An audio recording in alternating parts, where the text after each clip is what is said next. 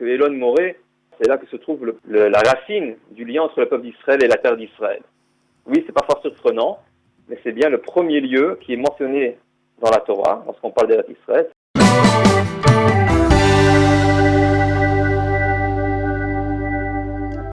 Alexandre Gutman, bonjour Boker Tov.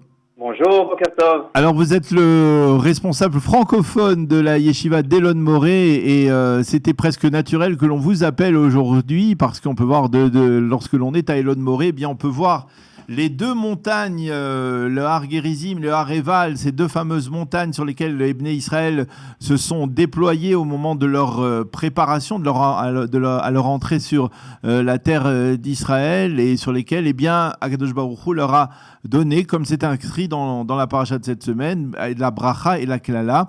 Je voudrais que vous nous parliez un peu de ces deux montagnes que vous connaissez particulièrement bien. Oui, en effet, d'abord, je suis heureux de vous parler aujourd'hui de la paracha, et comme vous avez dit, de son lien avec Elon Moré, le mont Gerizim, le mont Ebal, surtout qu'au niveau du calendrier, nous clôturons la première quinzaine d'août. Et en temps ordinaire, non corona, c'est précisément la période pendant laquelle, à la yeshiva d'Elon Moré, nous sommes en pleine activité pour recevoir les visiteurs qui viennent, et souvent reviennent, pour découvrir les richesses que renferme Elon Moré et sa région, et souvent, comme vous l'avez dit, en coïncidence justement avec la lecture de la Torah, en ces mêmes jours. Et tout d'abord, comme vous l'avez dit, dans la paracha, donc la paracha de Re'é, Dieu, propose, comme dit le verset, Re'é anochi noten lifnechem hayom bracha uklala, il propose d'une part la bénédiction et la malédiction. Et juste après, les versets nous précisent que cette cérémonie du choix entre la bénédiction et la malédiction, elle se situe à un endroit bien précis, en Eretz Israël. Et je lis le verset, quand l'Éternel ton Dieu t'aura installé dans le pays où tu vas pour le conquérir, tu proclameras la bénédiction sur le mont Gerizim, comme vous l'avez dit, la malédiction sur le mont Ebal. Et le verset de préciser, ces montagnes sont au-delà du Jourdain, en arrière, dans la direction du couchant, dans la province des Cananéens, et ça continue, habitants de la plaine, vis-à-vis du Gilgal, près d'Elon Moré. Donc le verset est très très précis. Il donne énormément de détails. Hein. C'est très détaillé, pour ne pas se tromper, et un de mes maîtres m'avait enseigné que ça montre un petit peu l'amour de Moshe Rabbeinu. Lorsqu'il parle de la terre d'Israël, c'est pas la première fois qu'on rencontre ça. Nous l'avons vu aussi quand il parle du mont Hermon. Il donne tous les noms du mont Hermon. Lorsqu'il décrit la terre d'Israël, faite de vallées, de montagnes et de ruisseaux. C'est-à-dire même sans y être allé, il savait exactement la richesse, il connaissait la richesse. La richesse, et surtout, il en parle comme un amant parle de sa bien-aimée, avec toutes sortes de superlatifs et de détails qui chacun décrivent les beautés du sujet.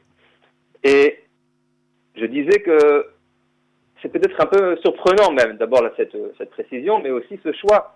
Parce que après les livres de Shemot, de Vaïkra, de Bamidbar, et nous sommes maintenant en plein livre de Devarim, retrouver maintenant ce nom d'Elon Moré, qu'on avait, on peut dire, oublié depuis le livre de Bereshit, on peut se demander d'où ça surgit, d'où ça survient à cet instant précis. D'autant plus, nous savons, nous le lisons plusieurs fois dans les dernières parachiotes, que les enfants d'Israël sont à Yarden, Yericho, ils sont à proximité de Jéricho, et vraisemblablement, une fois avoir traversé le Jourdain, une fois entrés en terre promise, ils seront tout d'abord installés dans cette région-là, un peu plus au sud de ce qu'est Elon Moré. Elon Moré est donc en face de Shrem, de Naplouse aujourd'hui, à hauteur de Natania, si on parle de l'époque contemporaine.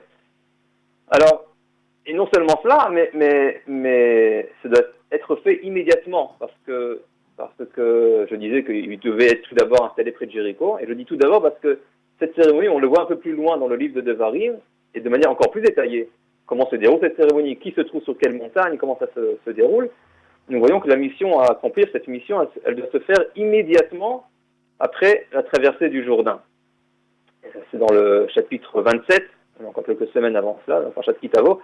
Vaya bayom asher tavru et Yarden el haaretz asher Hashem Elokeichem notten lachem. Et quand vous serez arrivé le jour où vous traversez le Jourdain et que vous entrez en terre promise, alors vous devrez faire cette cérémonie. Et là, le verset 12 du chapitre 27 dit, voici quelles tribus prendront position sur le mont Garizim pour la bénédiction quand vous aurez passé le Jourdain, et quelles tribus seront sur le mont Ebal. Donc, on se rend compte que c'est à faire immédiatement. Immédiatement, il faut se diriger vers Elon Moré, vers Shrem, et se positionner sur ces montagnes. Alors, la ville de Shrem, d'Elon Moré, on en avait déjà parlé l'hiver dernier, autour de la paracha de Vayeshev, elle est parfois décrite comme un lieu néfaste, source de malheurs qui ont touché Israël de manière dramatique, que ce soit dans l'époque des juges, des shoftim, que ce soit bien avant avec l'épisode de Dina. Et malheureusement, c'est ce qui reste souvent dans la conscience collective. Ça veut dire qu'on se souvient de Shrem comme d'un endroit, makom mu'ad lepuranut, nous dit Rashi, un endroit qui est prédestiné au malheur. Et pourtant, elle contient d'autres facettes. Comme je l'avais fait la fois précédente, et comme chaque personne qui visite Elon Moré le découvre immédiatement en ouvrant le Chumash, rappelons juste très rapidement que Elon Moré, pour ceux qui ne connaissent pas encore, c'est là que se trouve le point d'origine, la racine du lien entre le peuple d'Israël et la terre d'Israël. Oui, c'est pas fort surprenant, mais c'est bien le premier lieu qui est mentionné dans la Torah, lorsqu'on parle d'Israël, c'est là qu'Abraham arrive en terre promise. C'est ensuite là que la première famille juive, Yaakov et ses enfants, arrivent de retour de chez Lavan en terre d'Israël, c'est-à-dire c'est là que Yaakov, qui devient Israël, commence son retour sur la scène de l'histoire, ça se joue là-bas, à Elon Moré, entre ces montagnes de Garizim et de Ebal. Et ensuite, c'est ce que nous lisons maintenant, c'est là que la première fois le peuple hébreu, pas le premier hébreu ou la famille hébreu, le peuple hébreu, le Ham Israël, se rassemble pour la toute première fois sur sa terre, c'est sur le mont Garizim et le mont Ebal. Alors pourquoi cette centralité de cette région? Alors, ce qui se joue ici, et qu'on aurait pu peut-être imaginer se jouer ailleurs, à Hebron ou à Jérusalem, bien entendu, c'est, selon nos maîtres, à part le fait de recevoir à nouveau la Torah, une autre dimension qui s'ajoute ici. Parce qu'en effet, vous l'avez dit, de nouveau nous recevons la Torah sur le mont Garizim et le mont Ebal. Je citerai juste Rashi dans le Sefer de Bereshit, dans le livre de Bereshit, lorsqu'il parle d'Abraham qui arrive à Elon Moré. Il dit Elon Moré hi Shrem, il s'agit de Shrem, et Dieu lui a montré le mont Garizim et le mont Ebal sur lesquels Israël traitera serment d'observer la Torah, ou même dans ces mots en hébreu, chez Sham Kiblu Israël, Shuvat Torah. C'est-à-dire c'est là que de nouveau il y a une Kabbalat Torah, un don de la Torah comme au Sinaï, et un serment d'accepter, d'observer la Torah. Et à part le fait, on pourrait, entre parenthèses, s'attarder sur cette particularité qu'ici, on veut réitérer l'alliance du Sinaï, on voit qu'il y a quelques différences. Ici, les tables de la loi, au lieu d'être au sommet de la montagne, sont entre les montagnes, en bas dans la vallée. Le peuple d'Israël n'est pas au pied de la montagne, mais justement en altitude. Sur les montagnes, on pourrait discuter encore, mais c'est pas le sujet ici. Peut-être pour une prochaine visite sur place, je l'espère bientôt. Mais il s'agit ici d'une autre dimension, je disais, et je m'appuie ici sur un enseignement du Rav Soloveitchik de Boston, qui voit dans cette prière d'Abraham à Elon Moré, puisqu'en arrivant là-bas, dit Rashi, il a prié pour ses enfants qui arriveront à Shrem. Le Rav Soloveitchik nous dit que dans cette prière d'Abraham, il y a non seulement la prière pour que ses enfants, les enfants d'Yaakov, s'ils arrivent à Shrem et combattent les habitants de Shrem par rapport à l'histoire de Dina, ils puissent être vainqueurs. Il y a aussi une prière sur la suite, sur cette Shuvat Torah. Il y a une prière d'Abraham, un souhait que chaque juif, même des milliers d'années après, puisse embrasser la vocation, nous allons tout de suite la préciser, la vocation qui émane de ce serment, de cette alliance sur le mont Garizim et le mont Ebal. Très rapidement, nous essayerons de l'analyser, et là aussi le Rav Soloveitchik nous donne déjà un indice. Il nous dit que lorsque Abraham arrive à cet endroit, au mont Garizim ou au mont Ebal, il prie pour ses enfants pour qu'ils réussissent la guerre face aux habitants de Shrem. Et peu après, lorsque Abraham poursuit son chemin, je parle de la paracha de Lech Lecha, il arrive près de la ville de Beth-El et de Haï, et là-bas aussi il prie. Il érige un hôtel, un misbéach, et il prie, mais cette fois-ci il ne prie pas pour que ses enfants soient vainqueurs lors de la guerre contre Haï sous Josué. que nous lisons dans le livre de Josué, et où ils seront vaincus et où ils prendront la bataille avec l'épisode connu de Achan. Achan, cette personne qui avait touché au butin oui. de Jéricho et qui donc avait occasionné ce châtiment qui fit que le peuple d'Israël perdit cette bataille là-bas. Et pourquoi donc, demande le Rav Soloveitchik, Abraham ne prie pas pour leur réussite, pour qu'ils arrivent à surmonter cette épreuve, alors qu'il le fait à Shrem. Eh bien, la réponse qu'il donne, c'est celle que nous voyons lorsque cet épisode de la bracha, de la klala, des bénédictions, des malédictions, est lui aussi répété et encore plus détaillé, quelques parachas plus tard, dans la paracha de Kitavo, où là-bas, nous l'avons dit, il faut le jour même de la traversée du Jourdain s'y rendre et faire ce serment, cette nouvelle Kabbalat Torah. Et là-bas, nous disent nos maîtres, et Rachid le rapporte aussi dans la paracha de Nitzavim, il y a une autre dimension, nous le disions auparavant, qui s'ajoute. C'est pas seulement de recevoir la Torah, mais c'est de la recevoir en tant qu'un peuple établi sur sa terre. Parce que certes, au Sinaï, il y avait bien sûr une dimension d'unité, que Ish Echad Belev Echad, il fallait être comme un seul homme et d'un seul cœur, il y avait cet élément qu'il n'y ait pas de discorde dans le peuple d'Israël lorsqu'on reçoit la Torah, mais une fois entré dans l'Israël, ce n'est pas seulement avoir cet accord général de recevoir la Torah, ce shalom, mais également cette harvout. La harvout, cette responsabilité, cette interresponsabilité entre chaque composant du peuple d'Israël, c'est ça qui se joue au mont Garizim, au Mont Ebal. Nos maîtres nous enseignent que jusqu'à l'arrivée en terre d'Israël, jusqu'à l'installation en terre d'Israël, si quelqu'un dans le peuple d'Israël faisait une faute, mais c'était sa propre histoire, ça le concernait lui sur uniquement. Le plan individuel. Individuel, exactement. Contrairement à ce qui se passe après, une fois qu'on est établi en il y a une dimension de collectif. Il y a le collectif, il y a une responsabilité, il y a une tlout, une interdépendance entre chaque composante du peuple. Et nous le voyons également lorsque déjà il y avait un indice là-dessus, lorsque les frères de Dina, les enfants de Jacob, Lévi et Shimon, vont combattre là-bas, il est écrit Achei Dina, les frères de Dina. Ouais. Nous savons qu'ils sont ces frères, et Rachid nous enseigne là-bas qu'on souligne la fraternité, le fait qu'il y a un engagement entre les frères. Alors je sais pas si Alexandre, je peux vous poser la question, mais puisque vous parlez du mont Sinaï et des deux montagnes, le mont Sinaï c'était une montagne effectivement, Keish Echad Belev Echad. Là, quand on est sur la terre d'Israël, il y a deux montagnes, il y a la bracha, il y a la klala, il y a le bien, il y a le mal. C'est la preuve que quelque part dans la réalité, eh bien les choses sont beaucoup plus complexes que lorsque l'on est dans l'absolu, dans la dimension, on va dire, presque miraculeuse du Har Sinaï. Mais très bien, vous avez complété ce que j'avais proposé de faire une autre fois, à savoir que on peut le dire, c'est peut-être anecdotique, mais le fait que l'Arche Sainte se trouve au bas de la montagne, sur la terre, et pas tout en haut dans la nuée. La semaine dernière, je crois, même lorsque Moshe décrit sa montée vers le mont Sinaï, il est écrit qu'il y avait Rocher, qu'il y avait une obscurité, il y avait toutes les nuées qui cachaient la Torah. Et là, ici, la Torah, elle est sur terre. Nous la recevons inscrit sur cette terre, avec toute la réalité qui s'y confronte. Et effectivement, c'est ça l'histoire de la bracha et de la klala, et peut-être pour ça que ça se joue sur le mont Garizim et le mont Ebal, qui sont, on peut pas les rater. Ça veut dire lorsqu'on arrive en terre d'Israël, et si on cherche un endroit qui nous signifie, qui nous représente le choix à faire dans la vie, habracha va klala, achaim va mavet, le ra et le tov, le bon et le mal, eh bien on va choisir un endroit où on voit bien devant nous deux montagnes qui se hissent devant nous, et il faut choisir.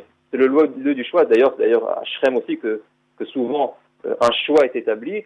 C'est là que va se diviser malheureusement le royaume d'Israël, mais également c'est là qu'à la fin du livre de Josué rassemble tout le peuple là-bas, vraiment le dernier chapitre, et leur dit, alors qu'ils sont déjà arrivés en terre d'Israël, ils ont de nouveau reçu la Torah, ils ont réussi la mission qui a été faite, et là, étonnamment, si vous lisez de nouveau le dernier chapitre de Josué, il leur fait toute une tochacha, il leur fait un grand discours dans lequel il les adjoint de ne pas vier de leur vocation et de faire le choix de suivre la loi du Dieu d'Israël. Donc c'est un lieu de choix, c'est un lieu de capital de l'histoire d'Israël, mais surtout du destin juif dans sa marche vers l'inscription de la Torah en terre d'Israël. Alors, un dernier mot sur le plan touristique, hein, aujourd'hui, puisque finalement, beaucoup d'Israéliens découvrent le pays en cette période de vacances et ils ne sont pas partis à l'étranger d'une certaine manière. C'est un bon point et c'est une bonne occasion pour mieux découvrir le pays. Quand on se rend sur le Har Gerizim, sur le Har Eval, est-ce que l'on voit, on va dire, des indices de ce qui s'y est produit au moment de l'entrée des enfants d'Israël ? Eh bien, c'est une très bonne question. Alors tout d'abord, elle est un peu douloureuse parce que nous sommes un peu forcés bloqués par la sécurité, on va dire. Sécurité et surtout le corona, puisque à part si des familles, ça arrive encore, nous contactent pour qu'on les aide on les accueille dans cette région. Ce que nous organisons d'ordinaire, c'est-à-dire des groupes, des visites, c'est très compliqué et surtout c'est très onéreux puisque ce sont des groupes restreints pour des frais assez importants. Et on a tellement à cœur de faire découvrir cette région. Et effectivement, non seulement parce qu'elle nous rattache à notre histoire, mais ce qu'on peut voir, comme vous le disiez, on peut voir de nos propres yeux des vestiges, et à mes yeux peut-être les uniques vestiges de certains passages de la Torah, parce qu'on a, sans vouloir offenser personne, on a le caveau des patriarches, Ma'at HaMachpelah, mais qui est un édifice hérodien, on a les vestiges du Second Temple. Mais là, il y a le Misbéach de Yoshua, n'est-ce pas ? Lorsque vous allez, il y a eu d'ailleurs avant-hier, il y avait eu une randonnée là-bas. C'est pas toujours ouvert, c'est avec l'armée. Avant-hier, un groupe s'est rendu là-bas. Sur le mont Ebal, il y a ce qui est présumé l'autel de Yoshua, le Misbéach que Yoshua érige avec le peuple d'Israël juste avant cette cérémonie de la bracha et de la kala, et qui, à mes yeux, est le seul, l'unique vestige qu'on peut toucher, qui est de l'époque des Bnei Israël entrés en terre d'Égypte. Je vois pas où d'autres on a encore un vestige physique, matériel comme celui-là. Et lorsque vous êtes sur le mont Gerizim, juste en face, vous voyez d'en haut les restes, les ruines de la ville de Shrem, de la ville cananéenne de Shrem, selon les historiens, selon les archéologues, c'est-à-dire là où vraiment s'est entretenu le discours entre Yaakov et Shrem, bien avant encore l'entrée des Bnei Israël en terre d'Israël, c'est-à-dire, à ma connaissance, le seul vestige physique de l'époque des Havot. Donc effectivement, ce sont une expérience extraordinaire de s'y rendre et de découvrir ces beautés, ces richesses de notre histoire. Eh bien, vous nous avez donné envie, Alexandre Gutman, de nous rendre sur place, même si c'est pas facile d'accès effectivement en cette période et même en général, c'est assez difficile. Il faut être prudent là-bas. Merci beaucoup pour vos commentaires. Merci beaucoup pour nous avoir fait passer votre amour de cette région d'Elon Moré qui est au cœur de la paracha de cette semaine, la paracha de Re'eh. À bientôt. Shabbat Shalom. Shabbat Shalom, et je vous invite à nous contacter pour ceux qui voudraient quand même faire le pas donnez vos coordonnées.